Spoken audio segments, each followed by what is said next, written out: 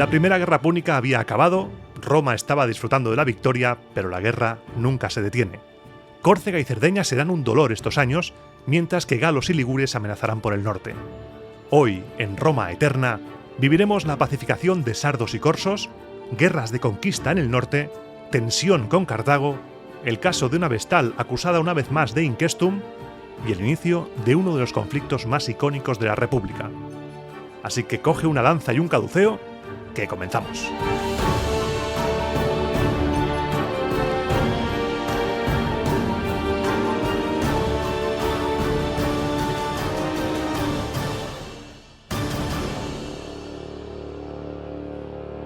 Y comenzamos además un programa que es muy especial, el programa 100 de Roma Eterna. Había pensado en algún tipo de celebración, no te voy a engañar, algún tipo de programa especial, pero después dije, a ver, llevamos bastantes especiales, hemos hecho muchos ya como para detener otra vez el relato republicano. Estoy muy feliz de cumplir estos 100 programas, pero el trirreme de la República está a punto de zarpar de nuevo y no espera a nadie. Ya habrá tiempo después en la sección sin música de ponerme blandito por los 100, que por cierto, si es tu primer programa de Roma Eterna, te cuento que después de la frase épica del final de cada programa y el subidón de música, vuelvo y estoy un rato hablando de nuestras cosillas. Comentarios sobre el programa, promoción de eventos, desahogos, te pido que te suscribas, me tumbo en el diván podcastil y te cuento mi vida, básicamente, sin guión ni nada. Así que cuando suba la música no te vayas, que todavía hay programa. Pero eso será después. Ahora nosotros a lo nuestro, a la República.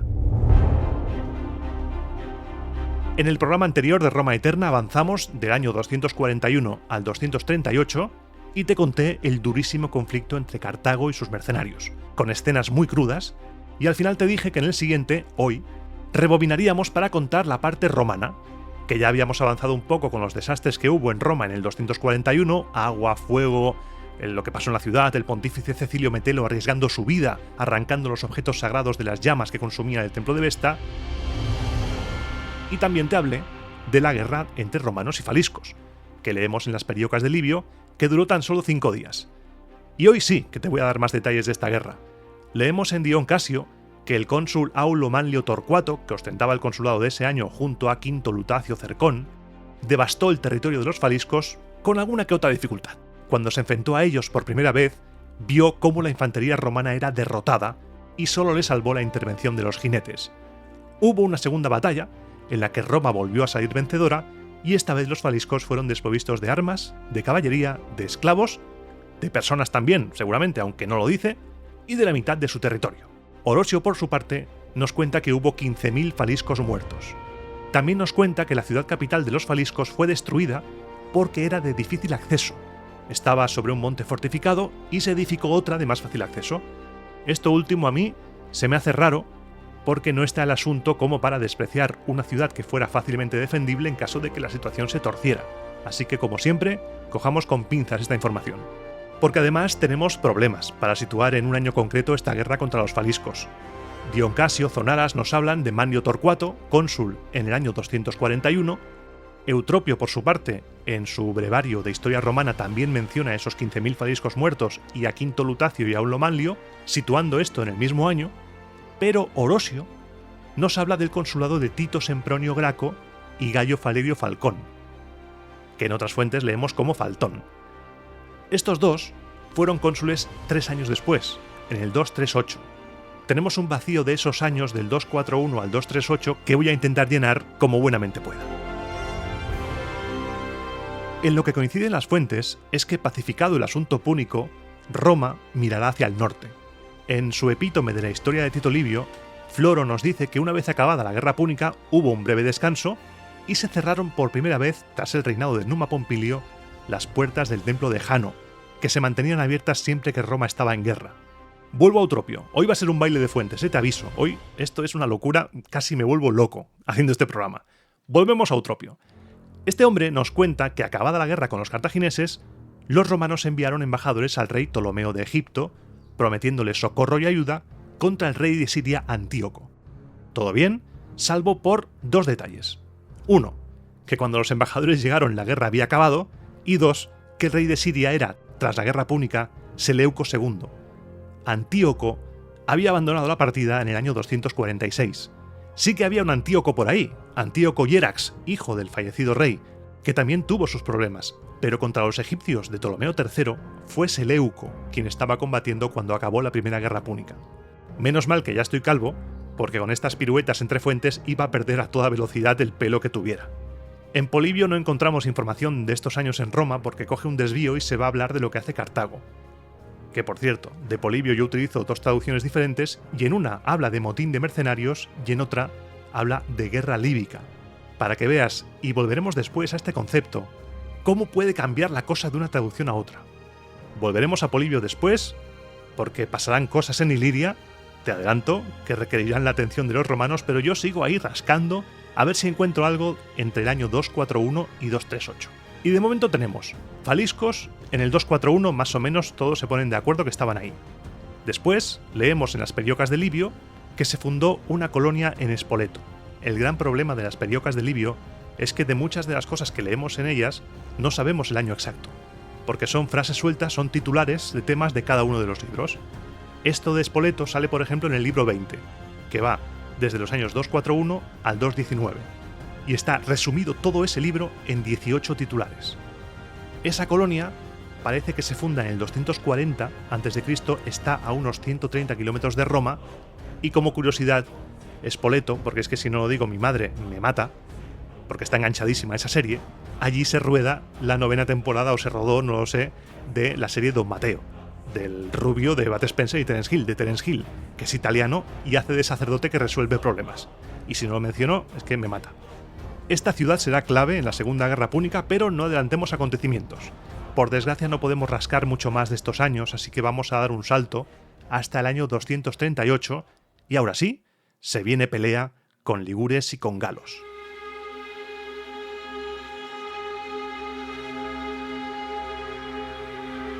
Los ligures eran unas tribus vecinas de los celtas que ocupaban las tierras entre el Ródano y el Arno y las montañas del sur del Po, por la costa de Etruria. Y a los galos, pues ya los conocemos. Las guerras contra los ligures van a ser una constante durante más de un siglo, así que nos lo tomaremos con calma. Ambos cónsules de ese año del 238 se dividieron como de costumbre los objetivos. El cónsul Tiberio Sempronio Graco, el primero de los Graco que accede al consulado y cuyo nombre quizá te ha hecho saltar alguna que otra alarma, porque tiene el mismo nombre que ese otro Tiberio Sempronio Graco que la liará dentro de no mucho tiempo, pues este señor venció a los ligures, aunque no tenemos detalles de la batalla. Esto va a ser una constante estos años, no hay detalles. Este señor venció a los ligures, mientras que al otro, Publio Valerio Faltón, no le fue tan bien, ya que sus tropas se vieron superadas por las de la tribu gala de los boios, que habían hecho una alianza con las tribus del Po y con los ligures. Me he prometido a mí mismo, he jurado ante los dioses, no hacer ningún chiste con los boios, ni deliciosos, ni nada. Cero chistes. El Senado, al recibir noticias de la derrota del cónsul Valerio, que se había saldado, según leemos en Orosio, con 3.500 bajas romanas, decidió enviar refuerzos para ayudarle, pero el cónsul, orgulloso y cabezón como él solo, no esperó esa ayuda y volvió a cargar contra los galos, se reagrupó y atacó de nuevo. Estaba dispuesto a morir antes que vivir condenado a pasar por la vergüenza de haber recibido refuerzos, según nos cuenta Zonaras, y su cabezonería le llevó a la victoria. De esta victoria romana solo sabemos el número de bajas galas, que en este caso encontramos en Orosio, nos dice que fueron 14.000, y que se capturaron 2.000 prisioneros. El cónsul Publio Valerio estaba contento por la victoria, estaba ahí el tío orgulloso, y pidió recibir un triunfo. Por ella, he vencido a los galos, solo, sin ayuda, me merezco un triunfo. Y el Senado se lo negó por el desastre de la primera batalla. Quédate con este detalle de primera derrota, luego victoria, pedir un triunfo y negárselo, porque después veremos algo parecido con un desenlace diferente.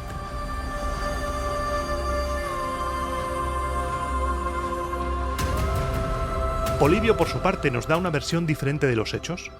Nos habla de los boios remontándose a tiempos de la guerra contra Pirro y nos dice que estuvieron en paz durante 45 años, pero que con el tiempo los testigos oculares de las guerras anteriores fueron muriendo y surgieron nuevas generaciones más jóvenes, sin experiencia, que no habían visto los desastres de la guerra, de los enfrentamientos contra los romanos, y empezaron de nuevo a ambicionar la guerra contra ellos. Los galos transalpinos se presentaron con su ejército en Rímini, en la costa adriática, y el pueblo de los boios desconfió. Se pelearon contra los transalpinos y los romanos, al ver que los galos se estaban pegando entre ellos, decidieron no actuar. Eutropio, por su parte, sitúa el inicio de las hostilidades con los ligures, que en la traducción que tengo salen como genoveses, y es que tiene sentido porque están en la zona, en el sobaco izquierdo de Italia, al año siguiente, en el año 237, siendo cónsules Lucio Cornelio Léntulo y Quinto Fulvio Flaco. Pero Zonaras no especifica tanto, solo nos dice que ambos cónsules hicieron una expedición contra los galos. Esta expedición, una vez más encuadrada dentro de la campaña romana de expansión por el norte, iba muy bien mientras ambos cónsules avanzaban juntos. Es algo que ya hemos visto en anteriores guerras, por ejemplo contra los samnitas. Los dos juntos, abarcando más territorio, bien. Pero tú y yo sabemos que la avaricia rompe el saco. Decidieron separarse para abarcar aún más terreno. Si vamos por separado podemos cubrir más terreno, conseguir más botín, y este fue un error que les pudo costar carísimo. Por lo pronto, el campamento del cónsul Quinto Fulvio Flaco fue rodeado durante la noche. La cosa pintaba fatal para los romanos, pero contra todo pronóstico acabaron venciendo. Nos cuenta Floro que los ligures, aferrados a las profundas hondonadas de los Alpes entre los ríos Varo y Magro, estaban emboscados y era muy complicado descubrirles. Eran gente dura y veloz que se dedicaba más al pillaje que a pelear. Lo que tuvo que hacer Fulvio, nos cuenta Floro, fue cercar con fuego, prenderles fuego a los escondites de los ligures. Al año siguiente, 236 a.C., año del consulado de Publio Cornelio Léntulo Caudino y Gayo Licinio Varo, hubo una nueva campaña contra los galos que se saldó con más territorio para Roma. Roma se iba poco a poco expandiendo hacia el norte. Léntulo se quedó allí e hizo una expedición ya que estaba contra los ligures, ocupando algunas de sus fortificaciones, y no tenemos más detalles. Se pierde ahí. No hay narraciones de batallas, solo tenemos pocas cifras, pocos datos, y mientras Léntulo estaba allí con los galos, mientras Roma estaba ocupándose de los galos al norte, algo se estaba cociendo en Córcega. La isla había sido incorporada al dominio romano hacía muy poco y no estaba del todo sometida. Leemos en Zonaras que el cónsul Varo no podía ir a toda prisa a la zona porque no había suficientes naves, y lo que hizo fue enviar una avanzadilla con el legado Claudio Clíneas al frente. Y esto de Clíneas tiene más miga de lo que puede parecer. Clíneas llega a Córcega, sorprende a los corsos, entabla conversaciones con ellos, llega a una serie de acuerdos cuyos detalles desconocemos, por desgracia. Todo bien, todo perfecto. Lo que pasa es que el cónsul Varo se pasó el acuerdo por el Arco del Triunfo, atacó en cuanto pudo a los corsos hasta que los sometió por la fuerza. Algunos dirán, ¿cómo no te van a odiar, Roma, si no respetas acuerdos? Mientras otros dirán, ¿qué autoridad tenía Clíneas para negociar con los corsos? Era un legado romano, sí, pero era una avanzadilla. Ahí tenemos una pequeña polémica porque además Amiano Marcelino nos dice que algo le pasó a Clíneas con los corsos y Valerio Máximo nos da todavía más detalles. Valerio Máximo define la paz que negoció Clíneas, Marco Claudio Clíneas, con los corsos como vergonzosa. También nos cuenta que el Senado decidió entregarlo al enemigo. Mirad, no os culpéis a nosotros por habernos pasado por el forro el acuerdo. Aquí os entregamos al causante. Esto es algo que ya vimos en otras guerras. Si te acuerdas, con samnitas, con otros pueblos, ya se hizo eso. Os vamos a entregar al causante de este acuerdo. Después de la batalla de las Orcas Caudinas, esto pasó y los samnitas no querían saber nada. Igual que aquí, los enemigos no aceptaron la entrega de Marco Claudio Clíneas y según Zonaras acabó exiliado. Pero si volvemos a Valerio Máximo, y ahora entiendes por qué me he vuelto loco en este programa, si volvemos a Valerio Máximo, nos dice que acabó siendo ejecutado en prisión. Y te cito textualmente: anularon sus decisiones, le quitaron la libertad, acabaron con su vida y mancillaron su cuerpo con la afrenta de la cárcel y con la vergüenza detestable de las escaleras gemonias. Cerrado el caso Clíneas, pasamos al año 235, el del consulado de Tito Manlio Torcuato y Gayo Atilio Bulbo, año en el que se subleva la isla de Cerdeña. Años movidos por el norte galos y ligures y después Córcega y ahora Cerdeña. El relato de la insurrección de Cerdeña es un poco extraño, pero voy a intentar reconstruirlo tal y como nos lo cuentan las fuentes. Zonaras dice que los cartagineses, otra vez los cartagineses, estaban dando por saco, ya que se dedicaban a atacar a comerciantes romanos hasta el punto de que llegaron a cobrar a los cartagineses para no hacer la guerra. Esto es lo que más o menos te comenté al final del programa anterior, que es lo que dice Polibio, esos 1.200 talentos como indemnización para evitar la guerra, pero el relato continúa y a ver qué opinas tú. Aquí es cuando Cartago pierde Cerdeña. y las fuentes cuentan que los cartagineses animaban en secreto a los sardos para que se rebelaran contra Roma. Los corsos, en Córcega, volvieron a levantarse y los ligures seguían por el norte. Roma tenía 3 frentes abiertos. En este punto del relato perdemos a Orosio. Bueno, más que perder a Orosio, se pierde él mismo. Hace una maniobra de parkour y salta de esta negociación de Cartago con Roma para que no declare la guerra a la Segunda Guerra Púnica. Pasa del 235 al 218. Omite 17 años que van a ser cruciales para la historia de Roma, ya que acabarán, y te cito palabras de Livio, la guerra más memorable de cuantas se llevaron jamás a cabo. Pero para eso aún queda tiempo. Torcuato peleó en Cerdeña, parece ser que le fue bien porque celebró un triunfo. Aquí tenemos que tirar de lista de magistrados y lista de triunfos, porque como no tenemos relato, lo que hay que hacer es intentar cotejar a ver qué pasó. Unos dicen que hubo derrota pero hubo un triunfo, lo veremos después, un caso así. No tenemos muchos más detalles. Ese año también ocurre lo que ya te he comentado antes, es lo último que cuenta Orosio antes de dar el salto. Parece que él lo sitúa aquí, que ese año se cerraron las puertas del templo de Jano, algo que solo había sucedido durante el reinado de Numa Pompilio, porque las puertas del templo de Jano estaban siempre abiertas en tiempos de guerra y se cerraban en tiempos de paz, y esto también lo cuenta Eutropio, lo sitúa en el mismo año. Varrón, en mi afán por buscar más información, también nos lo dice.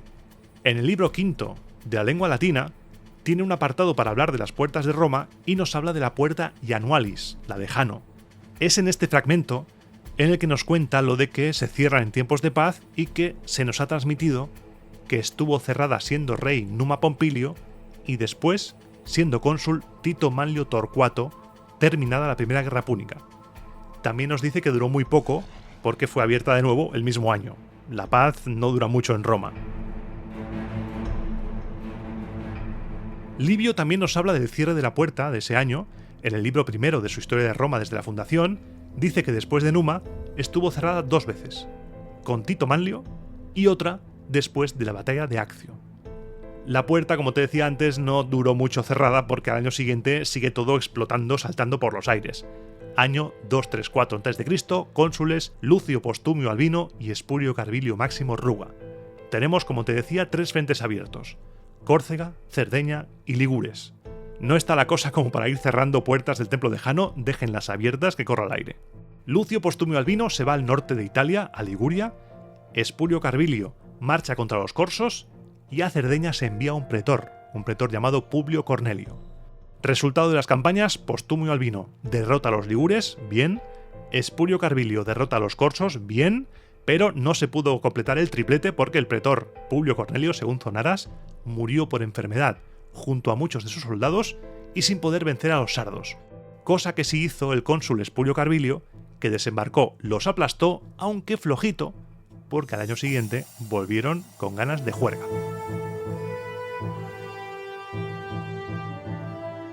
Y estamos ya en el año siguiente, en el 233, son cónsules Manio Pomponio Matón, fabuloso nombre, y Quinto Fabio Máximo, apodado Verrucoso, y Cunctator.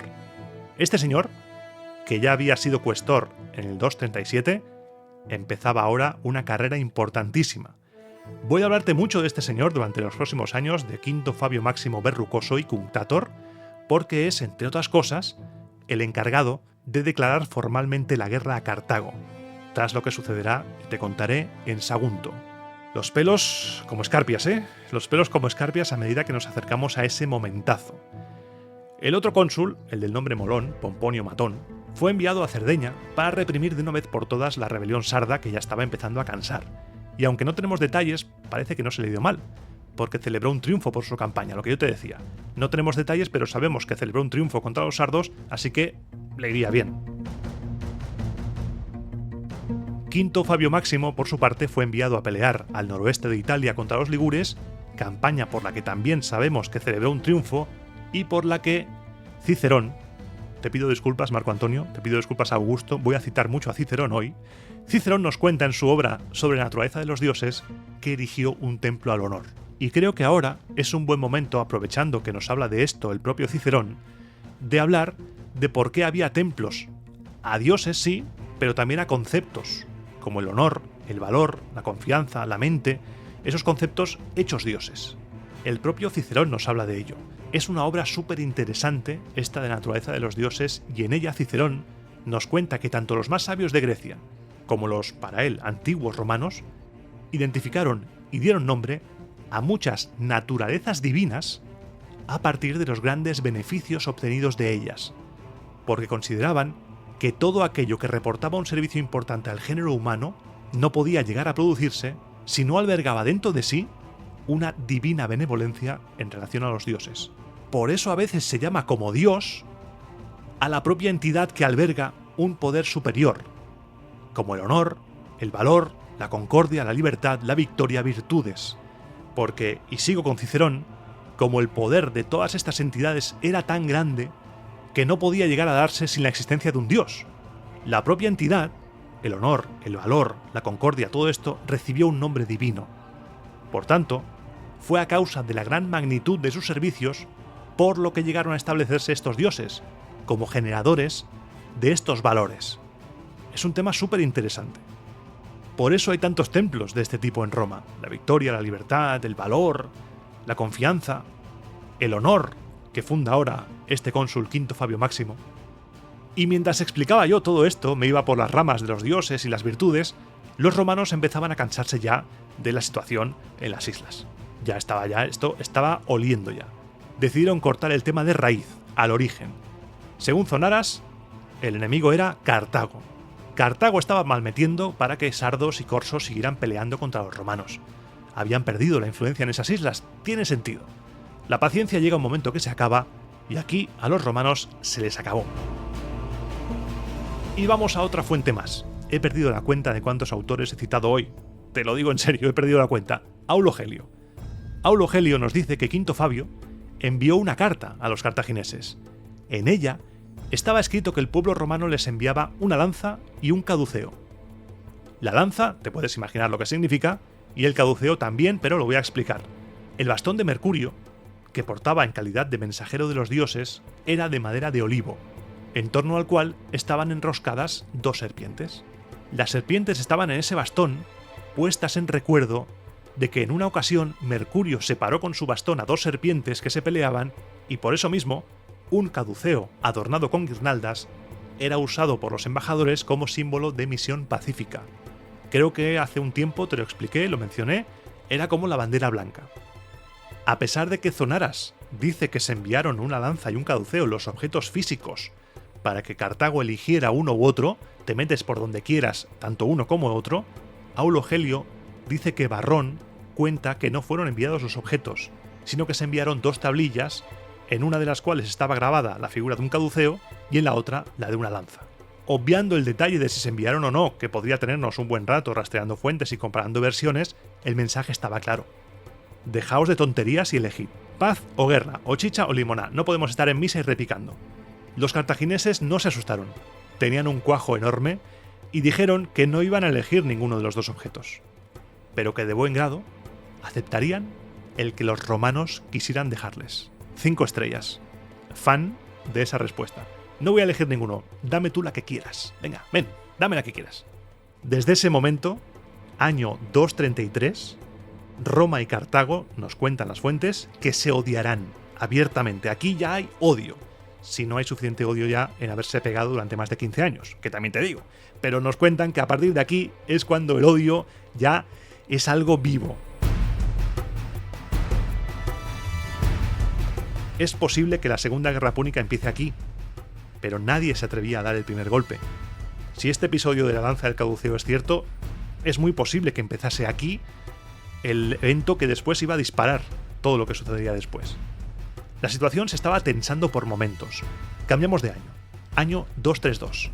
Cónsules Marco Emilio Lépido y Marco Publilio Maleolo. ¿Y adivina qué? ¿Adivina qué isla? ¿Adivina quién se revuelve? Los sardos, otra vez. Otra vez. Estamos de nuevo con los volscos o secuos, esto es el no parar. Ambos cónsules ya estaban aburridos y fueron a lo loco contra ellos. Consiguieron mucho botín, pacificaron, a menos temporalmente, a los sardos, pero cuando llegaron junto a los corsos, que eran amigos, adivina qué pasó. Adivina. Los corsos les robaron el botín a los romanos. Lo siento, pero es que lo de esta gente es de película.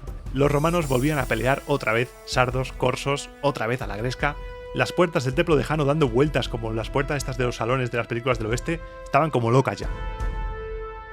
Mientras todo esto pasaba en las islas, los boyos al norte, los galos boyos al norte de la frontera romana estaban convencidos, según Polibio, de que los romanos querían aniquilarles, y decidieron aliarse con los ínsubres. Juntos, enviaron mensajeros a los galos que habitaban en los Alpes y junto al río Ródano, que Polibio llama gesatos. Esos mensajeros recordaron la gloria de Breno al ocupar Roma con sus senones, les incitaron a la guerra, les dijeron: es posible, sí se puede atacar Roma. Y ahora entramos en un charco, un nuevo charco más, de los que me suelo meter y me encanta meterme, aunque a veces no salga bien parado o directamente no salga, me rinda y me deje flotar. Ese año nos cuentan las fuentes que gracias a las sucesivas victorias contra los galos, Roma, según Polibio, directamente te acuso a ti, Polibio, había dividido en lotes la zona llamada Piceno, que era la zona que estaba entre Rímini y Roma, un territorio que los galos querían recuperar. Por eso se estaban aliando al norte, algo se estaba cociendo, algo estaba ahí preparándose, unos bollos estaban en el horno y algunas cosas más. Dije que no iba a hacer chistes, pero a veces no puedo. Y el charco viene ahora, porque ya que hemos hablado del territorio del Piceno, vamos a hacer una mini pausa de tanta guerra, vamos a descansar un poco, relájate, no nos vamos a mover de momento del año 232, porque ese año es tribuno de la plebe, un personaje muy, muy importante en los años venideros de Roma. Te he hablado de Quinto Fabio Máximo, que será importante, pero este también. Seguimos ahora la saga de azotes del Senado. Durante la historia del podcast hemos conocido a gente como Espurio Casio, Espurio Melio, Marco Manlio Capitolino, y ahora coge el testigo del sector popular, un hombre llamado Cayo Flaminio.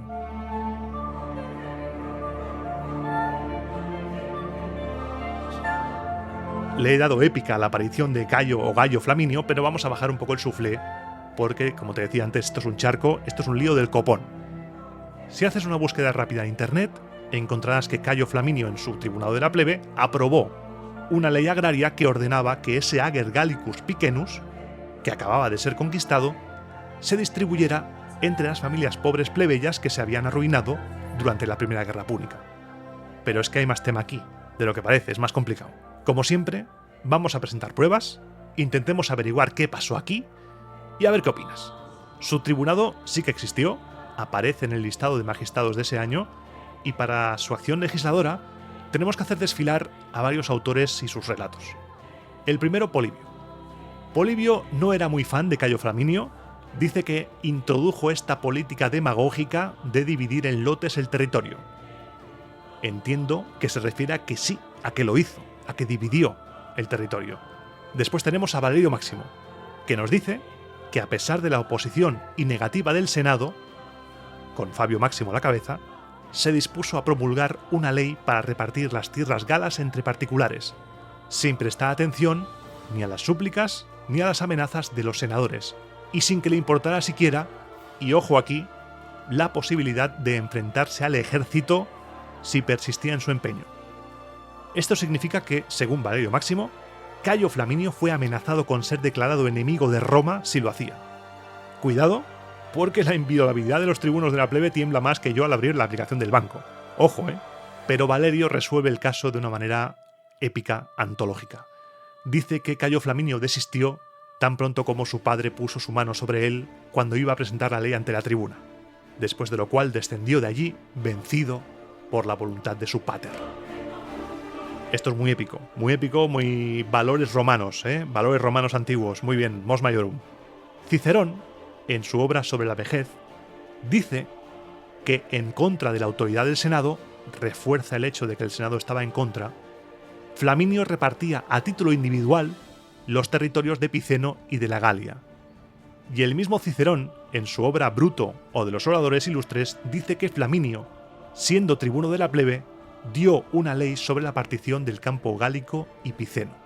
Una vez más, a vueltas con las leyes agrarias. Espurio Casio, nunca serás olvidado, vuelo sin motor, a ese señor le costó la vida hacer una ley agraria, y aquí tenemos una cosa muy extraña.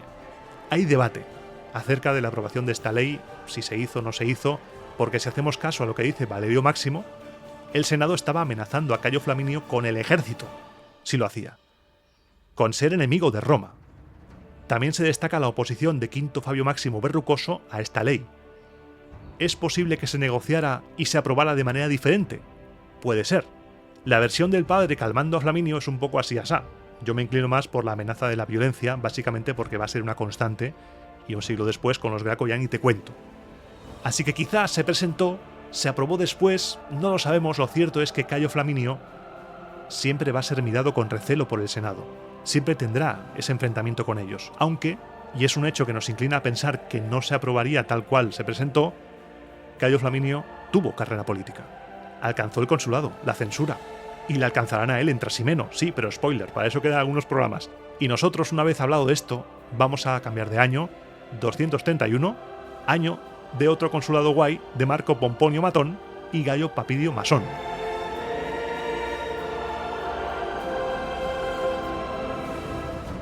Y por supuesto, 231, ¿qué pasa? Cerdeña y Córcega peleando. Marco Pomponio se encarga de Cerdeña, pero no podía enfrentarse a los rebeldes ya que se escondían en cuevas de difícil acceso, con lo que nos cuenta Zonaras que hizo venir a perros de buen olfato desde Italia, para que descubrieran la pista, siguieran la pista de la gente, los animales les llevaran a ellos y conseguir matarlos. Cayo Papirio, por su parte, se encargó de Córcega. Al principio le fue bien, expulsó de las llanuras a los corsos, pero giros del destino, cuando los empujaba en dirección a los montes, fue emboscado y tuvo que negociar un acuerdo antes de que él y sus tropas se murieran de sed. Esto es lo que nos dice Zonaras. Vamos a ver si esto nos lo puede confirmar alguna otra fuente, porque en los Fasti Triunfales aparece el nombre de Papirio, que recibió un triunfo, aunque Zonaras nos describe unos eventos que no merecen un triunfo en absoluto. Valerio Máximo nos dice que el Senado le negó el triunfo, pese, según dice, a su brillante acción militar en beneficio de Roma.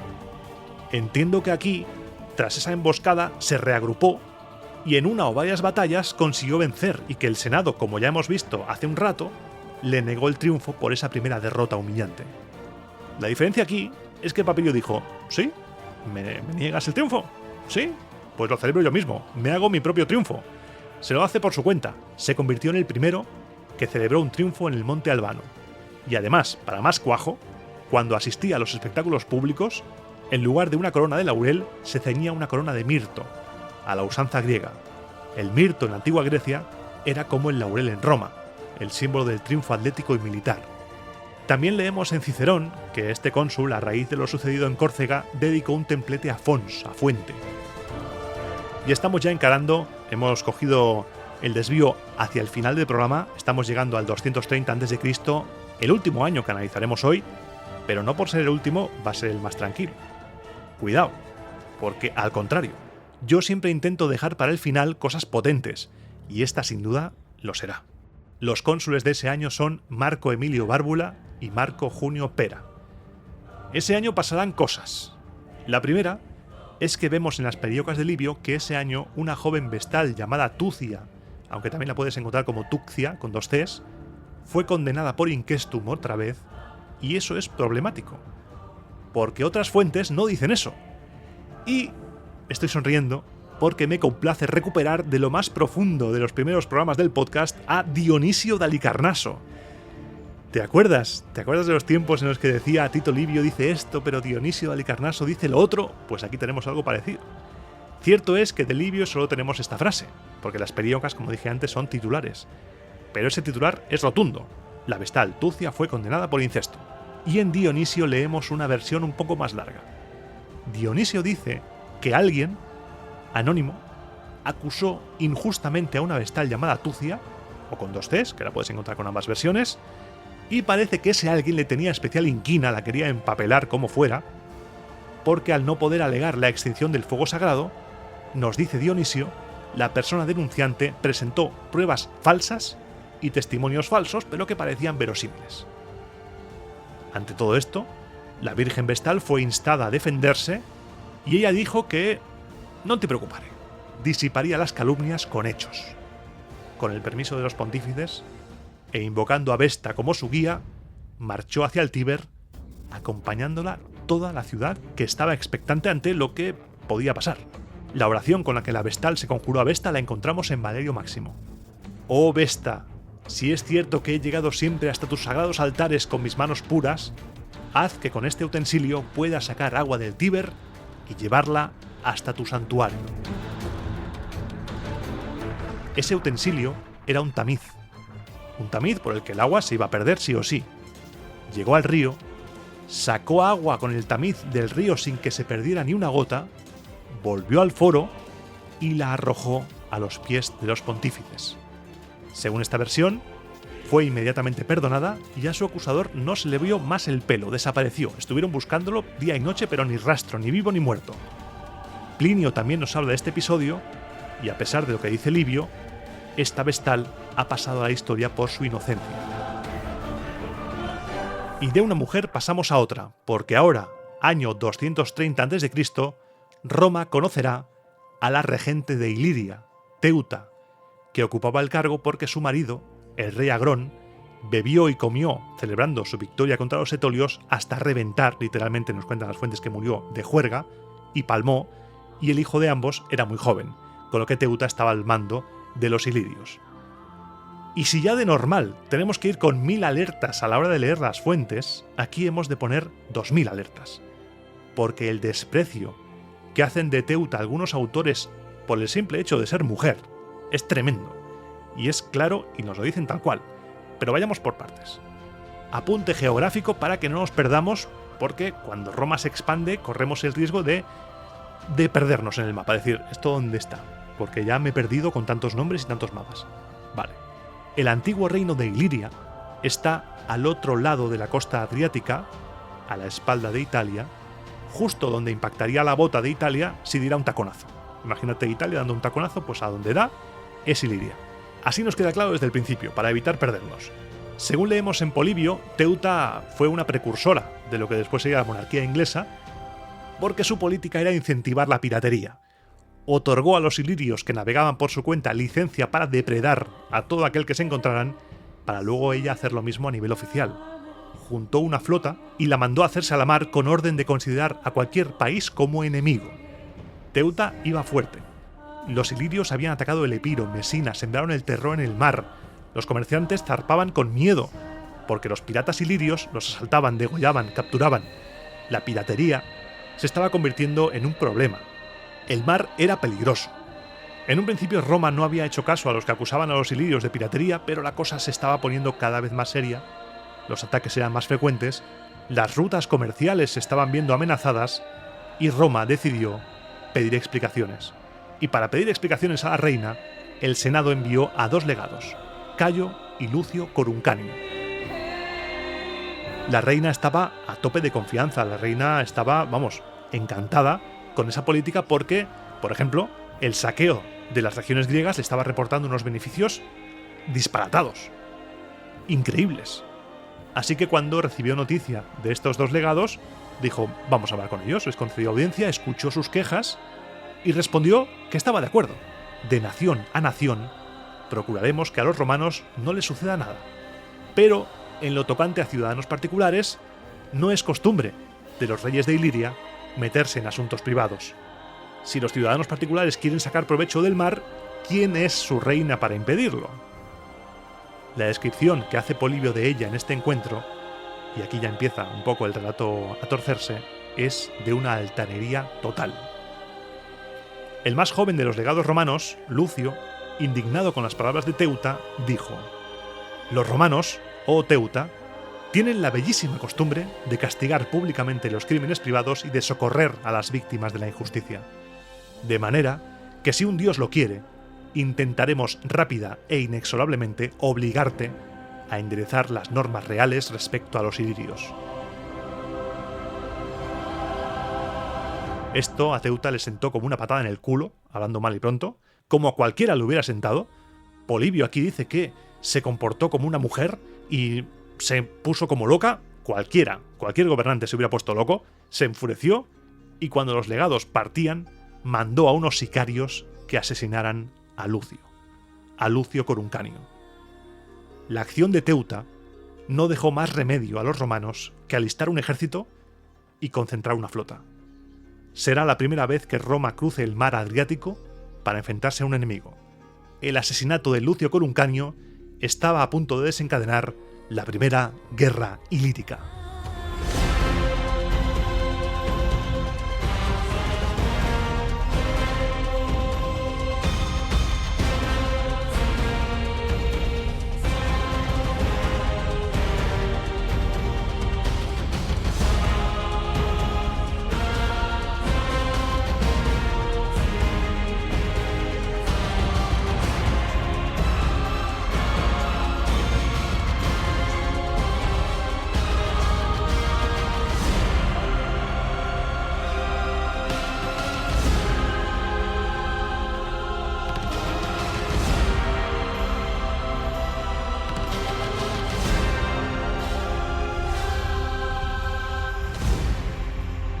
Y ahora voy a beber un poco de agua porque empieza la sección sin música, un poquito para la tradición.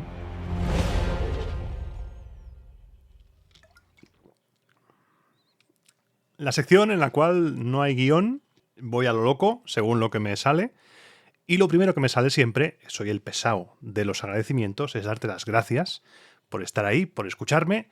Hoy el programa como tal, has visto que se ha quedado en apenas 40 minutos, ha sido un poco más cortito, unos minutos, nada, un poco más cortito de lo habitual, porque a veces tengo que parar el relato, ya que si no, se extiende demasiado y se nos va de madre. Entonces aquí a veces tengo que cortar, a veces tengo que cortar de más, otras veces he tenido que seguir grabando. Si te acuerdas, hay algunos programas que duran más, otros menos. Es como un acordeón, esto según el relato. Y ahora mismo estamos entrando en una parte de la historia que es bastante interesante. Hoy hemos visto cosas interesantísimas. Hoy hemos conocido por primera vez a Cayo Flaminio, el del Circo Flaminio.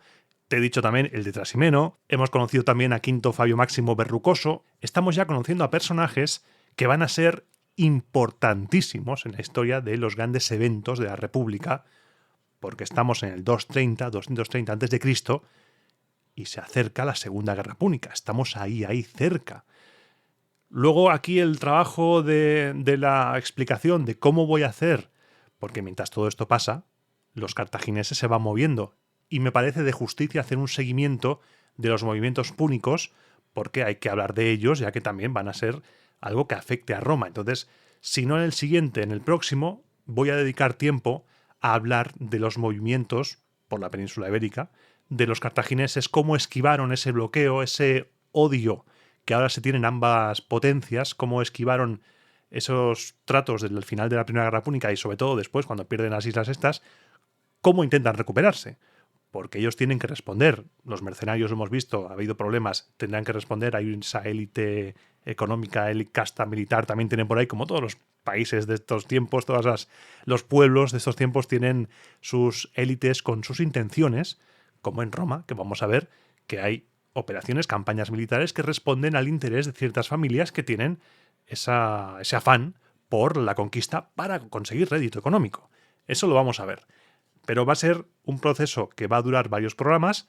Voy a intentar explicarlo de la mejor manera y siempre con una sonrisa, como los bollos. Los bollos están listos, los bollos están riquísimos. No he podido evitar. No he podido evitar soltar el chiste. Lo siento mucho, no lo he podido evitar porque es que me pones un bollo y es que me vuelvo loco. Y estos son con Y, los otros son con doble L, con L. Pero el chiste estaba ahí, el chiste se hacía solo. Se está cociendo los bollos, están ahí porque los galos van a atacar. Se vienen cosas interesantes, por ejemplo, el tema ilírico. Si no recuerdo mal, Teuta va a hacer una paradiña. Diría, uy, espérate, vamos a hablarlo. Lo de las fuentes aquí con Teuta es algo tremendo. Te lo he avanzado en el programa. No quería tampoco durante el programa hacer especial hincapié en ese tema, pero, spoiler, son misóginos al extremo las fuentes. Creo que es Orosio, ahora te estoy hablando de memoria porque he cerrado ya el guión, creo que es Orosio el que dice que, por ejemplo, se indigna porque es en plan, y encima una mujer nos declara la guerra aquí con este tipo de actitud. Se enfurece más todavía por el hecho de ser una mujer, Teuta, la regente de los ilirios, que no tenía miedo a nada, menos tal como nos lo presentan, no tenía miedo a nada y vaciló a los romanos de una manera bastante potente. Y el tema de los piratas ilíricos va a ser un problema constante durante esta parte de la República. La piratería en el mar, te lo he dicho, era un lugar peligroso. El mar, viajar por mar era jugarse la vida. Los barcos tenían que ir por la orillita. Los ataques de los piratas ilíricos eran tremendos y vamos a ir hablando de todo ello porque este va a ser el punto de entrada también de Roma al mundo griego. Porque esa zona iliria que te he dicho, cuando la península itálica da un taconazo, la parte del tacón que toca la otra costa, eso es Iliria, ese va a ser el punto de acceso de Roma a Grecia. Lo iremos viendo, Grecia, Macedonia, lo iremos viendo poco a poco cómo se van moviendo las cosas y cómo parece que todo, me encanta cómo lo cuentan las fuentes, porque parece todo como muy fluido.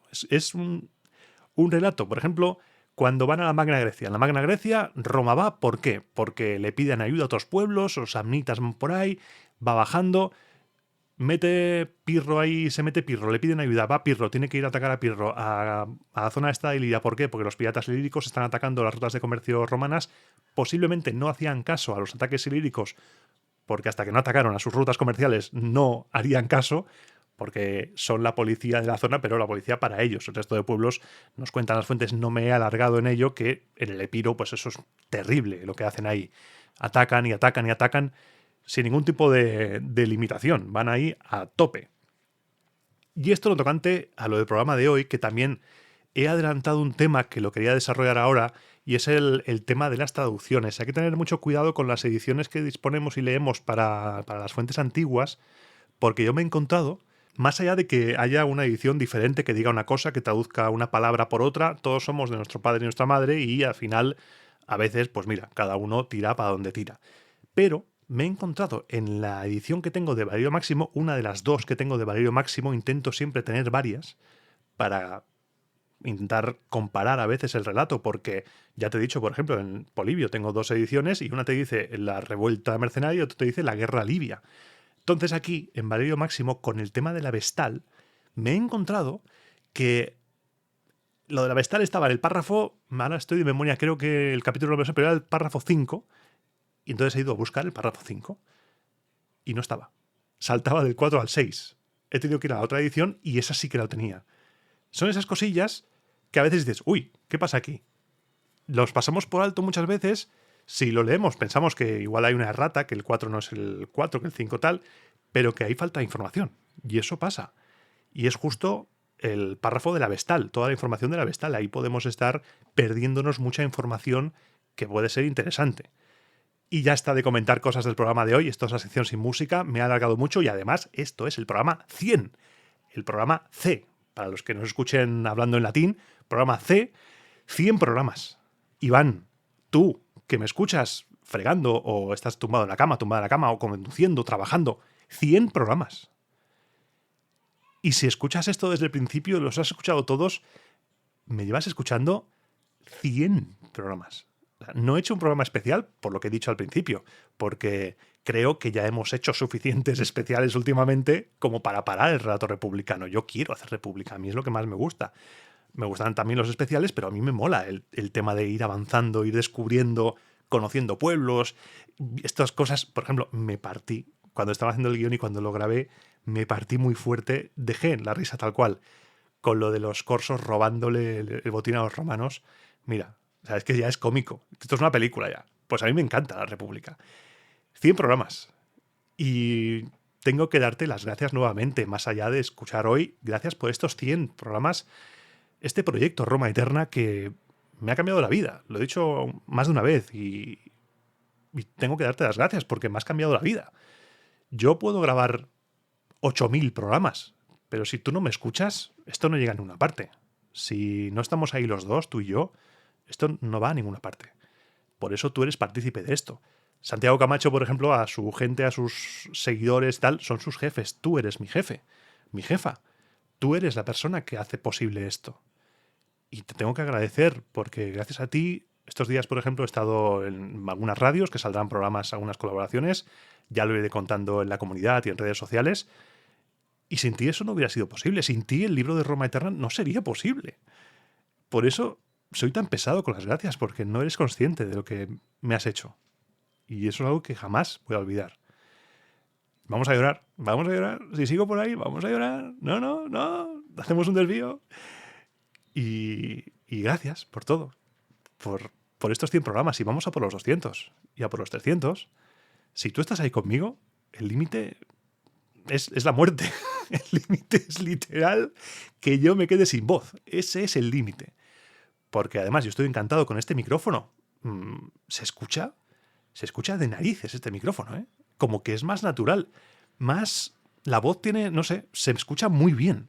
Espero que me acompañe durante muchos programas porque tengo la energía a tope. Todavía siento cada programa, cuando lanzo cada programa, cada jueves, que por cierto, ¿qué tal el cambio de horario? ¿Te ha gustado?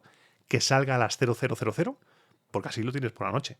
Cada jueves y cada sábado yo tengo como unos nervios de lanzamiento del programa, de a ver si le va a gustar. Cuando recibo los primeros comentarios, los primeros emoticonos de los lobos, me da una alegría porque tengo esos nervios todavía, ese gusanito que me corre por ahí en el estómago. Es algo indescriptible. Y muchas gracias. Y aquí ya cierro el apartado de de agradecimientos porque me puedo hacer muy pesado con ello, pero es que es así tal cual. Y tanto yo como cualquier podcaster tiene que agradecer a su audiencia y a ti, tú que estás ahí. Eres lo más importante que tengo. En el podcast tú eres lo más importante, yo solo soy la voz. Yo soy un tarao con acceso a las fuentes y con una enfermedad, porque lo de hoy... es que me río porque es que lo de hoy ha sido ya... Me he vuelto loco, ¿eh? Ha sido un puzzle armar todo esto, porque en las fuentes uno te dice una cosa, otro te dice otra, otro omite, otro te lo pone más adelante. Polibio, por ejemplo, primero habla de los cartagineses, luego habla de los ilíricos, todo. Y poner así en el puzzle es apasionante, yo me lo paso pipa, pero me vuelvo loco, a veces me vuelvo loco. Así que a por otros 100, a por otros 200, 300, 500, a por el programa 1000, a por todas, juntos tú y yo. Y ya se cerraron las votaciones de los premios iVoox, no sé qué pasará, lo que sí sé es que voy a presentar la gala yo. Espero que se haga el meme, se haga realidad el meme de Obama poniéndose a sí mismo una medalla y yo diga qué podcast es el ganador de historia y diga, pues mira, yo. Sería buenísimo que se hiciera el meme y si no, no pasa absolutamente nada porque el premio es que estés tú ahí conmigo. Ese es el auténtico premio. Lo demás, que sí, que a quien no le va a gustar un premio, quien diga que no le gustan los premios está mintiendo como un bellaco. Y aquí no he venido a mentirte porque estamos aquí tú y yo con confianza, la sección sin música, que igual en este punto ya de la sección del desvarío quedamos 3 personas ya. Pero estamos aquí como si estuviéramos en mi sala de casa. Estamos hablando, son las 3 de la mañana, estamos ahí hablando. ¿Y a quién no le va a gustar un premio? A todos nos gusta un premio porque nos alimenta el ego. Pero la felicidad, lo que yo he sentido con los correos electrónicos que me manda, con los mensajes, eso no te lo da ningún premio. Pero alimenta el ego, claro que sí. Y me encantaría ganarlo, pero si no, no pasa absolutamente nada, porque el premio, creo que durante este año he tenido muchos premios ya, en forma de poder hacer de esto mi vida. Y por eso te pido que sigas apoyándome, porque hace falta tu apoyo. Tu apoyo se puede representar en múltiples maneras. Se puede representar en compartir el podcast con todos tus amigos, con toda tu familia, con tu jefe o con tus trabajadores. De 8 a 4 es tu jornada laboral, pues de 2 a 3 vas a escuchar Roma Eterna. Está ahí en tu contrato. Puedes compartirlo con todo el mundo. Eso, primero. Suscribirte gratuitamente en iVoox, eso lo segundo. Ya tienes otro nivel, que es convertirte en miembro de la Guardia Pretoriana. Suscribirte gratis, ya eres un lobo, una loba de Roma Eterna, pero si te suscribes de pago desde 1,50 € en iVoox, eres parte de la Guardia Pretoriana en el podcast. De vez en cuando voy publicando contenido exclusivo, hablando con la gente. Voy a potenciar más eso. Quizá en un futuro hago algún audio para fans que no sea relato, porque sigo manteniendo, años después, mi idea de no capar nada por dinero, porque no todo el mundo puede pagar. Es 1,50 € sí, pero no todo el mundo lo puede pagar, ¿vale? Que hay gente que dice, es que solo es un café. Hay gente que no puede pagarse un café, ¿vale? Y creo que el audio tiene una misión, un servicio, como gratuito que es, tiene un servicio a la gente que es impagable. Y si no puedes permitírtelo, no puedes permitírtelo. Aquí estoy. Y mientras pueda y esté en mi mano, el relato principal de la República y de Roma Eterna, los programas principales, no estarán cerrados de pago. ¿Me pongo palos sobre mis ruedas también? Sí, puede ser que me ponga palos en las ruedas yo mismo. Pero es mi forma de actuar. Moriré pobre, pero mira, feliz. Porque duermo por las noches y soy consecuente con lo que pienso. Cada uno que haga lo que quiera y que le funcione bien. Pero yo no voy a hacer eso con Roma Eterna. Quizá en un futuro me da para hacer otro podcast de historia con otra cosa, y eso sí lo cierro para suscriptores, algo premium. Que al fin y al cabo esto es trabajo. Esto es un trabajo de documentación, grabación, edición, sí. Pero es mi manera de pensar. Yo estoy muy loco y eso es así. Esa es una manera de colaborar económicamente. También puedes apoyarme vía PayPal o vía plataforma Ko-fi, el famoso chupito de Garum. También puedes adquirir merchandising en la tostadora. Puedes comprar también el libro de Roma Eterna, El ascenso de la República. En tu librería de confianza lo puedes pedir, o bien en cualquier gran plataforma lo tienes tanto en físico como en digital. Y por supuesto, nos quedan las redes sociales. Instagram, Twitter, tienes los enlaces aquí abajo en la descripción. También tienes enlaces aquí abajo del canal de YouTube de Néstor Marqués, Antigua Roma al Día, con el que estoy hermanado. Estamos trabajando juntos codo con codo. La verdad es que el contenido que hace Néstor es muy bueno y se complementa con Roma Eterna perfectamente. Que cuando anuncié el tema de la unión, algunos dijeron, oye, pero es que no sois competencia. No somos competencia. porque quien gana eres tú. Si nos unimos él y yo, podemos hacer un contenido mucho más vasto, mucho más profundo, mucho más serio. Él me ayuda un montón a la hora del tema de las fuentes de conocimiento. Néstor es un pozo de sabiduría romana, es el mejor y es una unión impresionante. Estoy encantadísimo. Esa es la manera en la cual puedes ayudar a Roma Eterna. Suscribirte, compartirlo, suscribirte de pago. También, si quieres cualquier cosa, puedes escribirme un mensaje, un comentario, mensaje en redes sociales, comentario, o bien me puedes enviar un correo electrónico a romaeternapodcast@gmail.com. Lo repito, romaeternapodcast@gmail.com. Allí me puedes escribir, contarme tus cosas, lo que tú quieras, propuestas, lo que sea. Escríbeme, hablamos, a veces se me va la olla y no puedo contestar porque reconozco que me está desbordando. Me está desbordando, estoy empezando a estar en un nivel que de interacciones, digo, no de nivel de que te crees tú, no, yo soy el de siempre. Nivel de interacciones que a veces no me da la vida, porque tengo que trabajar, tengo que hacer esto, lo otro, me consume. Lo del libro me ha consumido mucho y además, te voy a confesar, estoy en la sección sin música, de los 3 que había hace un rato, quedamos 2 ya. Esta semana están siendo duras, esta semana están siendo complicadas a nivel personal, te lo digo aquí en la sección sin música porque esto es el diván. La vejez paterna, en este caso de los dos, mi padre y mi madre, pues mira, la vejez llega y la salud se resiente. Y estas semanas, justo en el lanzamiento del libro, ha coincidido hospitalizaciones de uno, de otro, bajón físico y estoy ahí con ellos, ayudando y echando una mano. Me han dado la vida, hay que ayudarse y hay que apoyarse. Y estoy ahí con ellos, está siendo complicado porque ver cómo tus padres se van, no sé, se van como apagando, ¿no? Poco a poco. Es ley de vida, sí, es ley de vida, pero nadie te prepara para ese momento. Sabes que llegará, pero te preparan. De momento aguantan, lo que sí que físicamente el bajón se nota, necesitan ayuda, tienen movilidad reducida ahora un poquito, porque están ahí mi padre con la espalda, mi madre tiene problemas también de movilidad. Entonces hay que estar ahí. Por eso están siendo duras, está coincidiendo mi punto en este momento álgido del libro y demás con el tema familiar que me está como... Es como... Por eso te cuento todas estas cosas, porque Roma Eterna, como dije una vez, en el fondo es una terapia. Y yo este audio lo voy a subir tal cual. La sección sin música, yo me abro en canal a ti. Y es así, que igual te importa una mierda. Mi vida, puede ser. Pues en este caso, la sección sin música pasará. Que no es en absoluto obligatoria. Esto es opcional. Esto es por si te quieres quedar más tiempo. No es tiempo alargado, no estoy viendo cuánto llevamos. Esto es según lo siento, ya te he dado el spam, te he comentado cosas del programa, ahora pues un toma personal.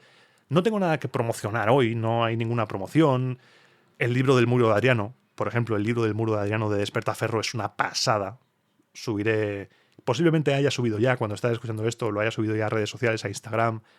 Es una auténtica pasada ese libro, lo voy a subir porque me lo enviaron como cortesía y lo agradezco mucho. Me hace muy feliz. Una de las cosas que más me gustan de hacer el podcast de Roma Eterna es que de vez en cuando me mandan libros. Mi biblioteca está creciendo porque, aparte de que me manden, no me mandan todos los libros. No te creas tú que soy aquí VIP. Me mandan alguno que otro. Pero yo también me compro libros. Estoy fatal, lo mío. Porque además, cuando, por ejemplo, igual lo he contado alguna vez, cuando llego a algún tema, el tema gladiadores, por ejemplo, cuando llegué a ese tema, me empecé a comprar libros pues, de autores potentes, de gladiadores, por ejemplo, de Venatio, todo, pues cosas de gente que haya publicado, gente que investigue, gente para poder ver lo que han escrito, cómo lo han escrito, qué fuentes utilizan, todo, para poder ir después a las fuentes, necesito ayuda. Es como, por ejemplo, la lista de magistrados. Pues tengo un libro que tiene la lista de magistrados, los fasti triunfales, luego tengo los fasti con los consulados, con todo, con las magistraturas, lo de Cayo Flaminio, por ejemplo, el tribunado aparece ahí. Tengo toda una serie de libros abiertos cuando escribo, tengo esos libros abiertos, tengo las fuentes, tengo como, sin exagerar, como 8 o 9 ventanas abiertas con los documentos, los que tengo digitalizado, pero no, en la mesa tengo los libros que tengo físicos. O sea, esto es una locura, porque intento siempre tenerlo todo digitalizado porque es más cómodo a la hora de ir mirando las fuentes. Y yo creo que no me voy a enrollar más, porque me estoy enrollando hoy más de la cuenta y cuando me enrollo es como que se hace largo, ¿no? Y la gente dice, oye, ya está, cierra. Por eso yo, en este programa 100, yo quería abrirme un poco más en este programa 100, hablar un poco más largo y tendido en esta sección sin música porque es un programa especial. Es un programa en el cual pues yo me he puesto blandito al final porque 100 programas no se cumplen todos los días. Es un proyecto Roma Eterna en el cual estoy volcando mi alma, mi vida. Por eso la sección sin música soy yo en esta sección. Roma Eterna tiene dos partes. La parte guionizada, la parte de trama, la parte en la cual te divulgo la historia de Roma y la parte en la que soy yo. Porque a mí me gusta el poder que tiene el audio de entablar una conexión entre el oyente y la persona que habla. Y eso es lo que intento en esta sección. Intento darle alma a un proyecto que no quiero que sea simplemente una persona hablándote desde un púlpito. Por eso el relato de las fuentes que te doy, el relato divulgativo que te doy, es un relato que es más yo que divulgación. En mi cabeza tiene sentido esa frase. En mi cabeza tiene sentido, por eso los comentarios, los chistes de vez en cuando, porque no tiene que ser algo serio. Porque yo no soy serio. Soy serio, pero ya me entiendes. No soy una persona que sea serio, porque como dice Andreu, esa frase, la risa es la única salida. Es la única salida que hay. Y por cierto, Andreu, si no te has dormido, ¿qué tal? ¿Cómo estén? ¿Ahí? Y ya está. Y no me voy a enrollar más, porque se hace largo ya, ¿eh? Está quedando largo, como diría Sergio. ¿Está quedando largo? Pues está quedando largo. Y para recapitular, el próximo programa será República de nuevo. Y como siempre digo, te espero dentro de 15 días, pasa de lista, en el próximo programa de Roma a Eterna.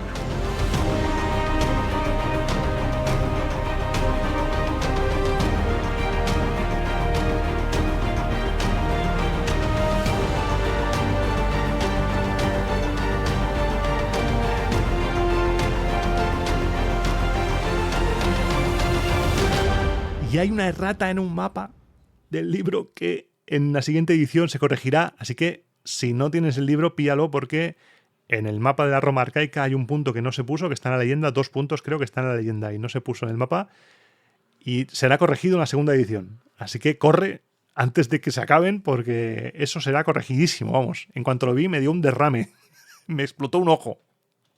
Que tengas 15 días fenomenales, que tú y los tuyos estéis genial, un abrazo y hasta el próximo.